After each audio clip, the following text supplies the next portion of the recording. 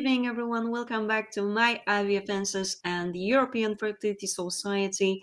We are back with one more webinar, and thank you so much for joining us today. As you can see, Dr. Natalia is already with us. Hello, Dr. Natalia. Welcome to my IVF. This is your first webinar with us. I'm glad that you were able to join us today. How are you feeling? Hope you had a busy but nice day and are ready to educate us a bit more as well. How are Good you? evening, everyone. Thank you for invitation. Yes, we have today a lot of interesting infertility case, and I'm really happy to be with you this evening. And I want to share my evidence and everything that I can learn with you for PGT-A. Brilliant. Thank you so much indeed for joining us today. Before we start with Dr. Natalia's presentation, remember that we are also here to answer your questions. So you can type the questions in the chat during the presentation or afterwards. And I'm sure Dr. Natalia will be happy to answer those questions for you. And let me just briefly introduce Dr. Natalia Pylypenko. She's the gynecologist and fertility specialist at ARTCLINIC. She is located actually right now in Slovakia, but there's also a clinic in Ukraine, and she mentioned in Philippines, etc. So this is an interesting job that you have, and you are traveling also. It's like we already discussed, you are a traveling doctor, so this is something definitely interesting. Thank you for joining us today. And before we start, remember that this is being recorded, so if anyone needs to leave, hopefully not, but if you do, this is going to be available on our website, but also on our YouTube channel. So you will have a chance to watch this, and I guess we can go ahead with our presentation. And remember, if you have any questions, you know what to do. Just type those in the chat. Dr. Natalia, thank you so much again for joining. Are you ready to begin your presentation? Yes. Brilliant. Thank you so much then. Let's go ahead. So, good evening, everyone. I'm really happy to be with you this evening, and let's go ahead. Let's talk about comprehensive hormonal screening for advanced maternal age. My name is Dr. Natalia. I'm an IVF specialist in IVF clinic and also an ARTCLINIC, and our clinic specialized in addressing the unique challenge of advanced maternal age, offering expertise in fertility preservation, expertise in ovarian rejuvenation, and innovative technique such as egg donation and mitochondrial donation to provide personalized and effective fertility solution for our patients. Let's go ahead. We are currently witnessing a biological phenomenon. Take a look at the women on the left. They are almost 35 years old, and compare them to the women on the right. While we have gained insight into the aging process, the question remains, can we regulate the age-related change in oocytes? The biological phenomenon cellular organelles, particularly mitochondria, have a potential lifespan of up to 100 years, introducing new perspectives of understanding age-related change at the cellular level. Comparing the modern perception of age, especially in women, to attitudes of past decades reveals a significant shift. Women in her 80s now symbolized vitality and continued self-realization, rather than being defined by traditional stereotypes associated with aging. This evolution reflects a growing awareness that potential longevity of cellular components challenges previous notions about the impact of age on activity levels and the ability to embrace parenthood, offering new insights into defining and leading a healthy and active life. On this slide, we observe the trends in motherhood since the early 20th century.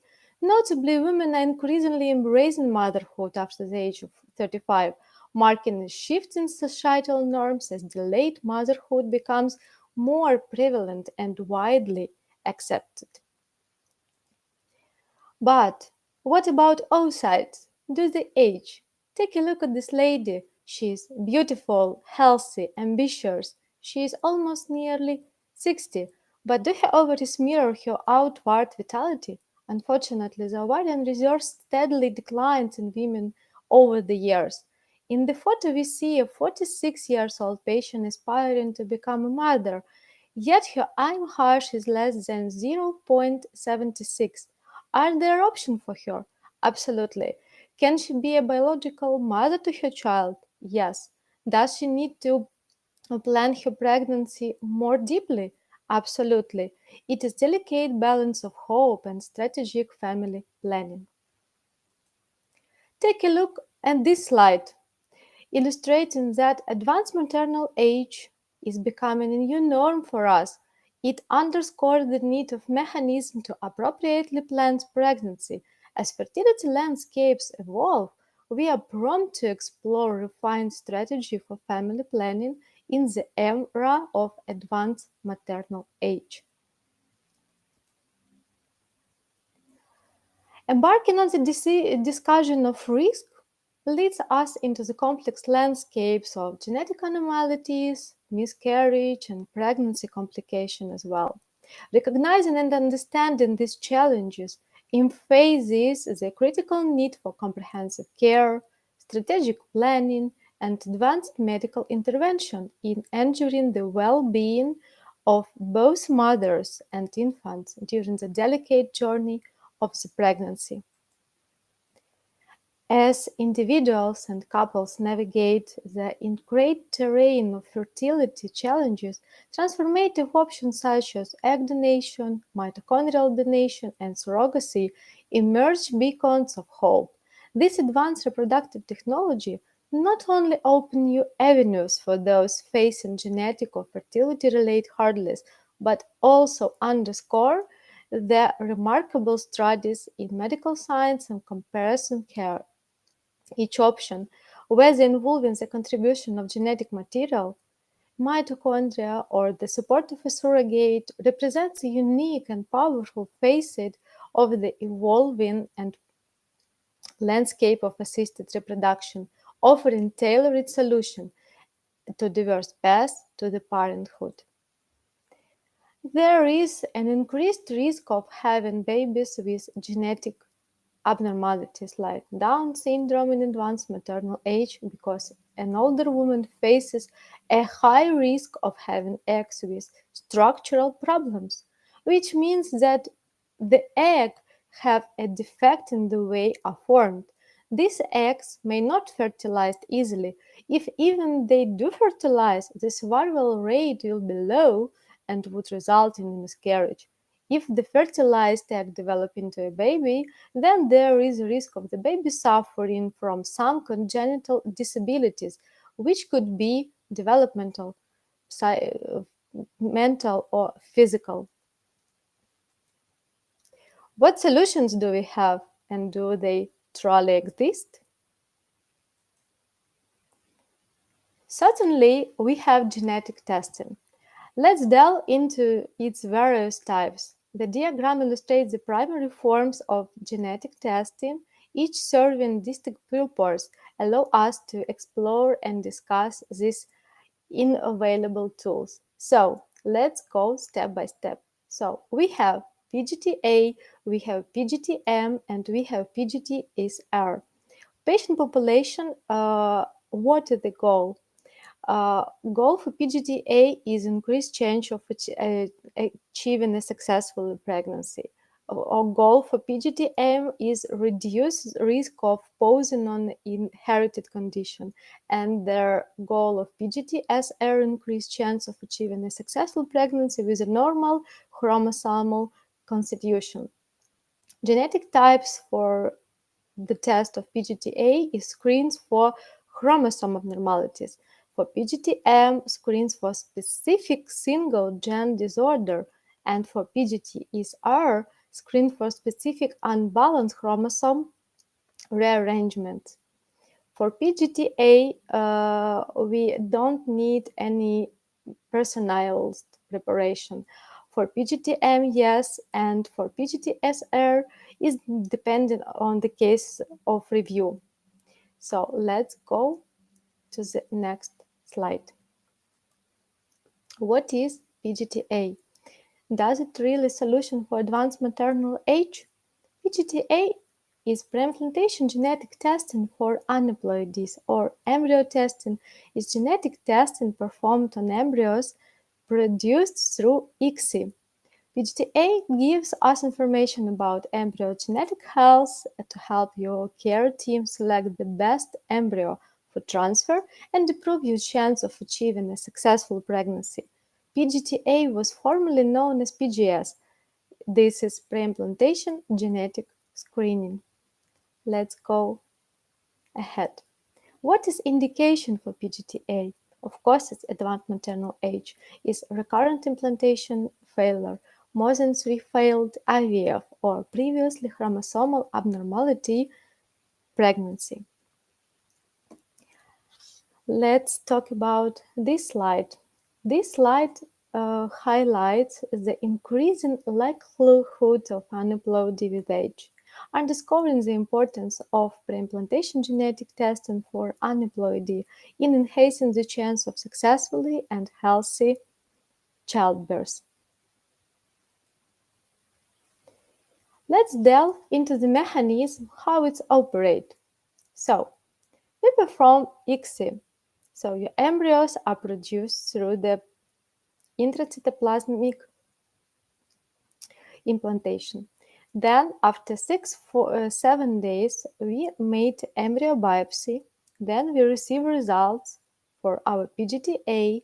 Then we select the best embryo, and then our embryo team and our IVF team are ready to perform embryo transfer.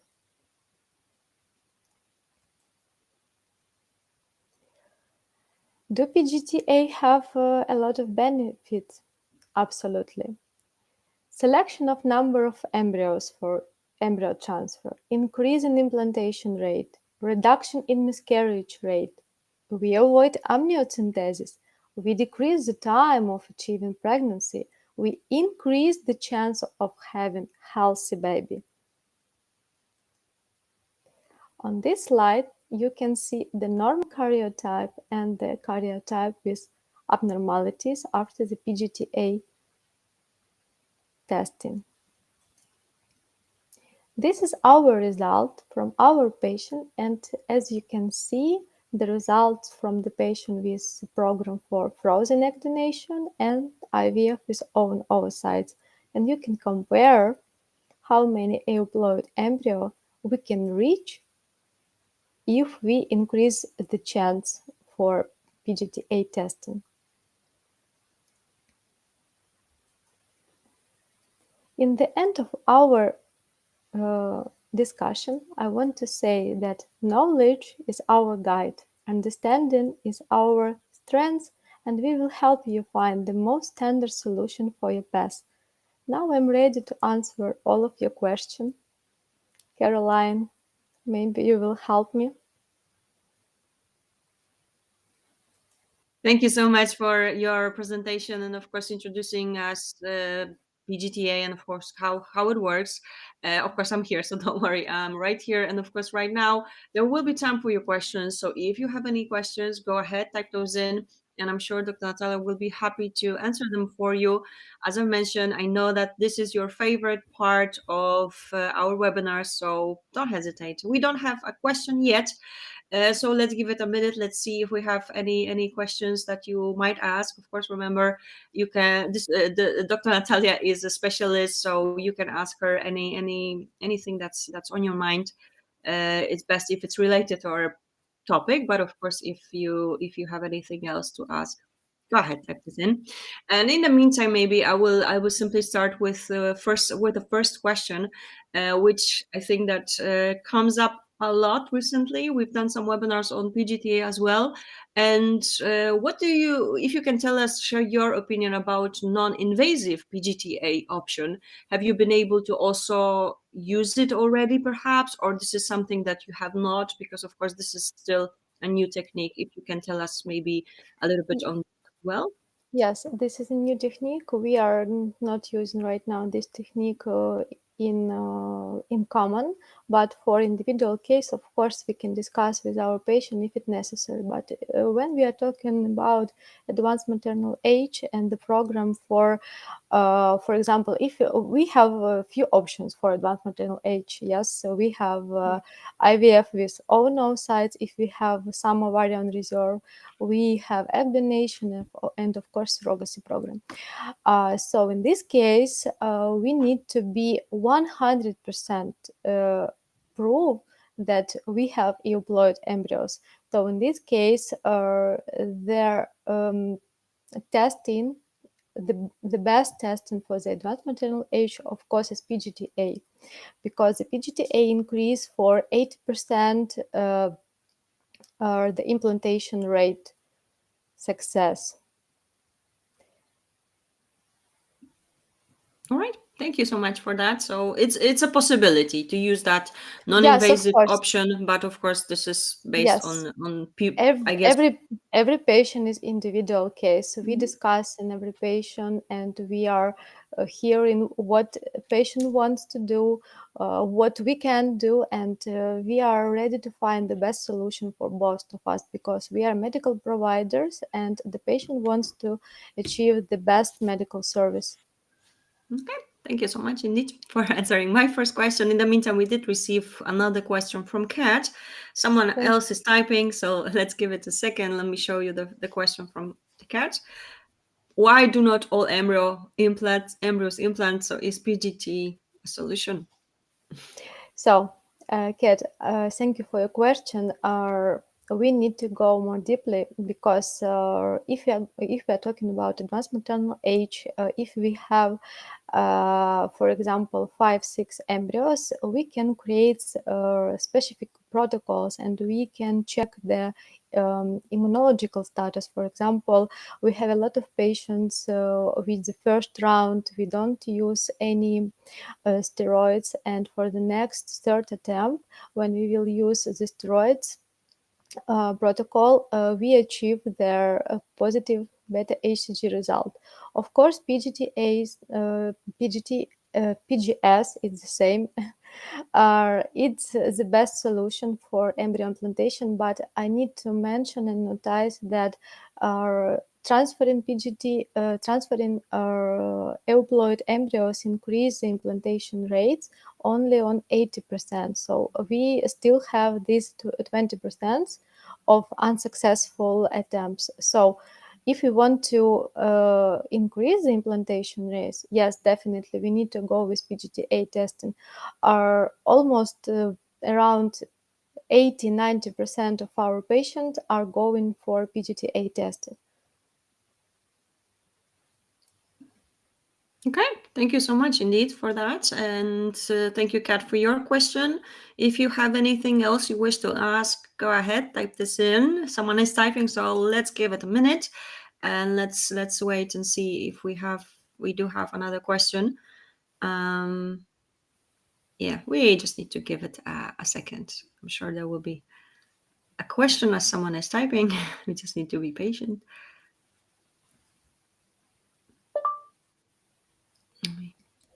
Okay, there's another question from Irina here. Could be any situation that a test counts not show a result, or a result could not be conclusive. What should we do then? Or interesting question. Thank you. Thank you, Irina. Yes, we have some cases when we can receive inconclusive results. What we can do with this case? We can transfer these embryos, because we are not surely proved that this is aneuploid embryos, but we need to discuss with the patient what can we provide if we receive the positive beta HCG result. So that it can be an option for the NIP testing if it was inconclusive result. But normally inconclusive embryos, they are still good, they're good in morphology, that yes, we can use them. But for example, if we have 5 euploid embryos and 3 inconclusive, of course, firstly we will use our euploid embryos, and then we will discuss to transfer inconclusive in the case of previously unsuccessful embryo transfer attempt. Okay, thank you so much. And I will go to the next question from Marie, just a short question here. So can you tell us more about mitochondrial donation? Have you been able to also be involved in this? As again, it's a experimental Yes, method, right? Still. yes. Marie, thank you for your question. It is interesting. It is interesting new methods. Also, it's experimental right now, but right now in the world, it's around 60 babies was born after the mitochondrial donation program, and the eldest is 7 and 8 years old. So we have like prospective result and retrospective result. And what can I say about mitochondrial donation? Mitochondrial donation is an option for the advanced maternal age patients. When you still have your ovarian reserve, even if it's closer to the 0, but you still have at least 1-2 follicles, and we can work with your follicles. We need to accumulate at least 4 zygotes, and then we will work with fresh donor oocytes, and we will transfer the healthy mitochondria of donors oocytes fresh to your oocytes.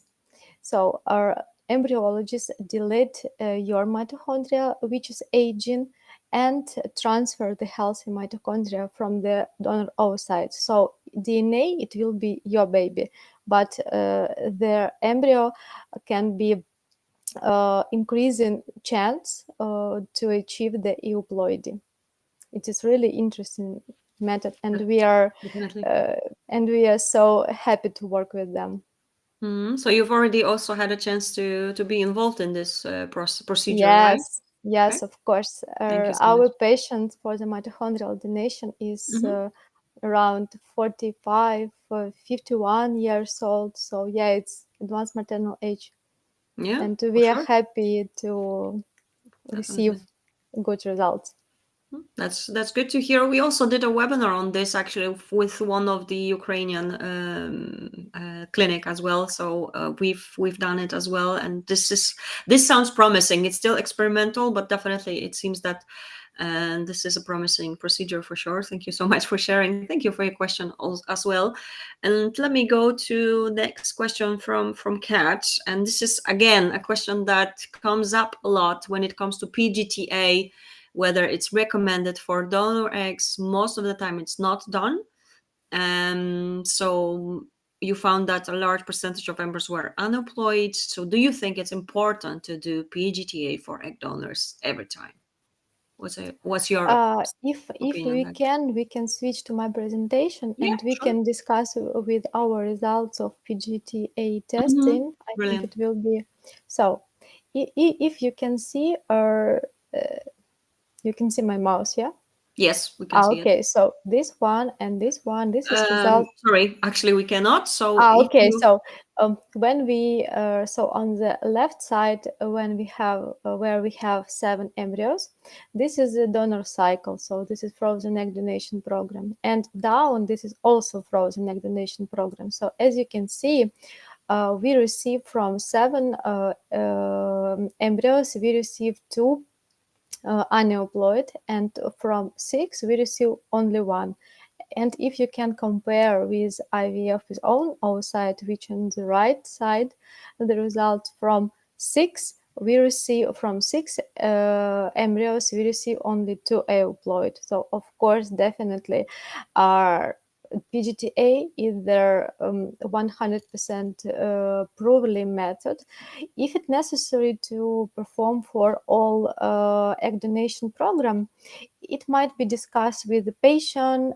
It might be discussed with your individual case. What is your age? What is your endometrium level, how is the thickness of your endometrium, etc., etc. And then we can discuss and provide the best solution for you. And for example, of course, the next idea that if we reach only 3-4 embryos, we need to make PGT-A. It's really necessary to do that.